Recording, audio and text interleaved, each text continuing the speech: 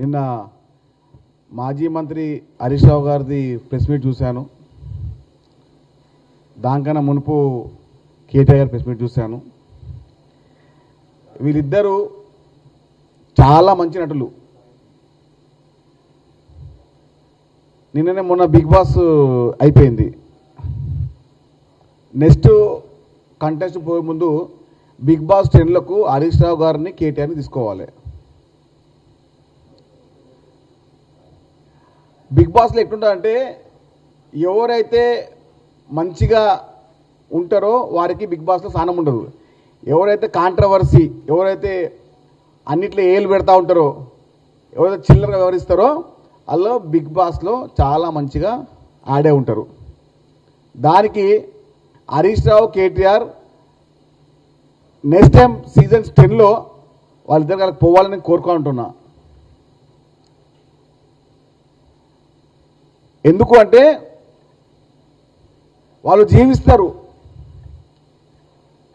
ఈయనేమో నిన్న press meet పెట్టి తొడలు కొడతా ఉన్నాడు హరీష్ రావు.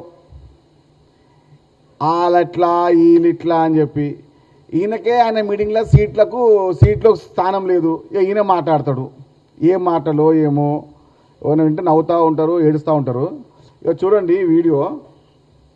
ఇక ఈయన కుర్చీ లేదు, హరీష్ రావుకే కుర్చీ లేదు. ఎడా బీఆర్ఎస్ పార్టీ మీటింగ్లా, టీఆర్ఎస్పీ మీటింగ్లా ఈ తోపు తురుంకానికి లేదు మర్యాద.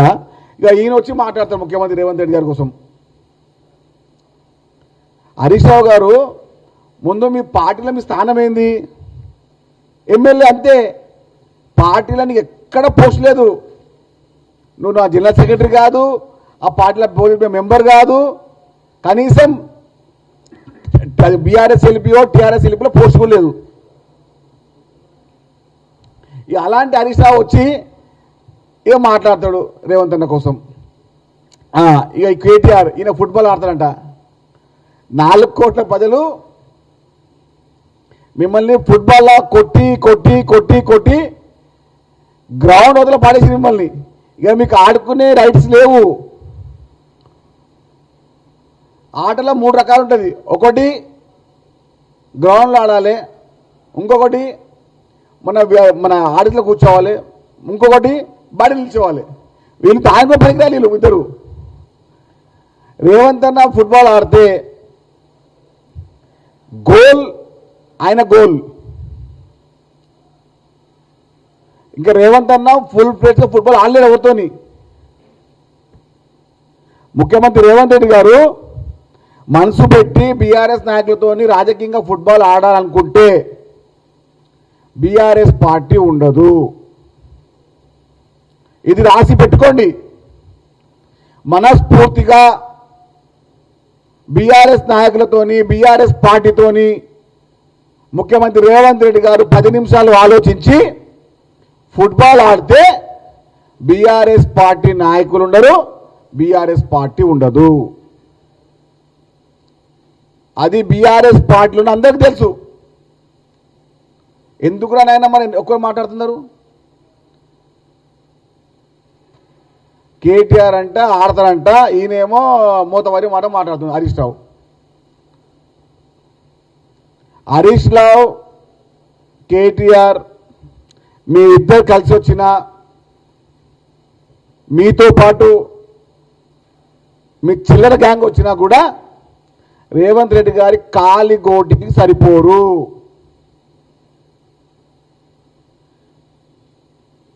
మీరు నేను ఇంతకుముందు చెప్పాను కదా, బిగ్ బాస్ 10లోకి కేటీఆర్ని హరీష్ రావుని పంపాలి. వారికి అక్కడికి సమర్థులు. నిన్నేమో మీటింగ్లో అట్లా మాట్లాడతాడు హరీష్ రావు, ఇది అట్లా అది అట్లా. హరీష్ రావు గారు ఆర్థిక శాఖ మంత్రి గారు మీరే ఉండే, నీటిపారుదల శాఖ మంత్రి మీరే ఉండే. కేసీఆర్ తర్వాత కాళేశ్వరం ఉన్న పాపం అవుతుందంటే హరీష్ రావుదే. తలా పాపం తెలో పిడికడి. మామకు తగ్గ అల్లుడు. చిల్లర మాటలు మాట్లాడే ముందు, చిల్లర వ్యవహారాలు చేసే ముందు గత 10 సంవత్సరాలు పొడిచిన పనులని చెప్పొచ్చు కదా. ఆర్థిక శాఖ మంత్రిగా ఉండే 5 ఏళ్ళు, దానికన్నా ముందు ఇరిగేషన్ మంత్రిగా ఉండే. ఏం పీకినావు నువ్వు? 1,00,000 కోట్ల అప్పుని, 1,00,000 కోట్ల దోపిడిని నువ్వు మీ మామ ఇద్దరు కూర్చొని నాకింత నీకింత అని వాటలు పంచుకొని తెలంగాణ ఆగం చేసి మీరిద్దరే కదా.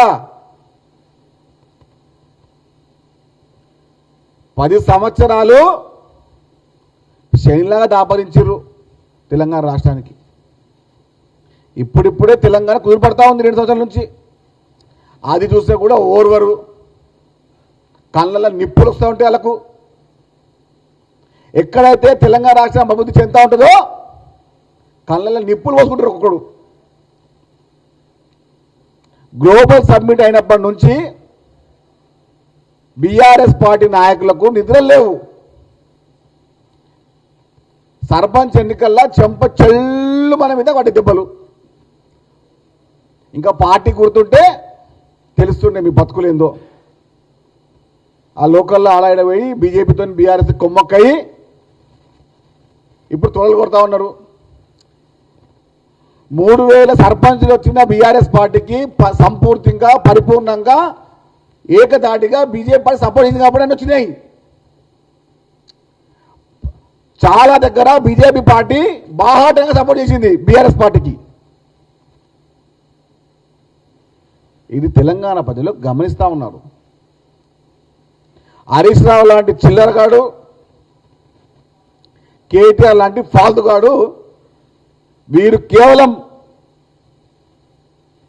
బిగ్ బాస్ సంబంధించిన ఈవెంట్కి పరిమితం అవుతారు. రేపు కూడా ఏదైనా ఈవెంట్ పెడితే దానికి తగ్గట్టే నడుస్తారు వీళ్ళు. బీఆర్ఎస్ పార్టీకి తెలంగాణతో పేగుబంధం తెగిపోయింది. మీరు బీఆర్ఎస్ పార్టీయా మీరు టీఆర్ఎస్ పార్టీయా మీకే తెలియకుండా ఉంది. మీరేమో బీఆర్ఎస్ పార్టీ అంటారు, మీ నాయకుడేమో టీఆర్ఎస్ పార్టీ అంటాడు. ఇంతకీ మీరు ఏ పార్టీ? ముందు బాగా చెప్పండి, బీఆర్ఎస్ఆ టీఆర్ఎస్ఆ? మీరు మీ పార్టీ సంబంధించిన వివరాలు తెలియకుండా ఏదో మీటింగ్ పెట్టేసి పొద్దున్న లేవగానే రేవంత్ రెడ్డి గారి మీద ఏదో కక్కేసి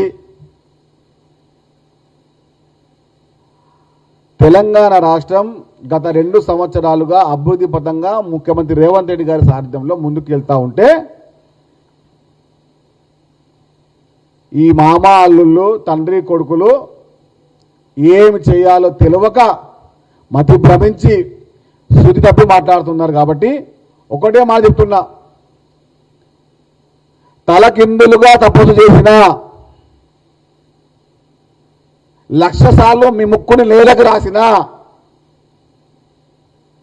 తెలంగాణ ప్రజానికం బీఆర్ఎస్ పార్టీని, కల్వకుంట్ల కుటుంబాన్ని నమ్మదు. ఒకటే మాట, కల్వకుంట్ల కుటుంబానికి తెలంగాణకి పేగుబంధం తెగిపోయింది.